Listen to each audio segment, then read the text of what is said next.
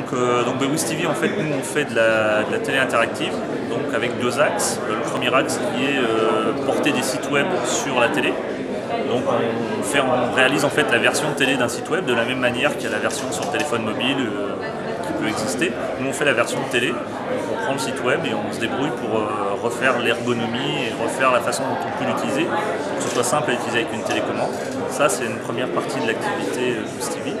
Et puis la deuxième partie de l'activité, c'est collaborer avec les chaînes de télé et les sociétés de production pour arriver à faire que les émissions de télé deviennent interactives et qu'on puisse, au lieu d'envoyer un SMS pour voter pour le candidat qui a bien chanté, par exemple, choisir sa photo et puis sélectionner pour voter directement depuis sa télécommande, ou bien quand on regarde un événement sportif, avoir les informations sur les joueurs, sur le score, pouvoir avoir la fiche du joueur et savoir ce qu'il a fait, etc.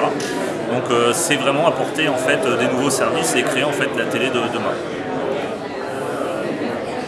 Donc pourquoi le California Tech Showcase particulièrement?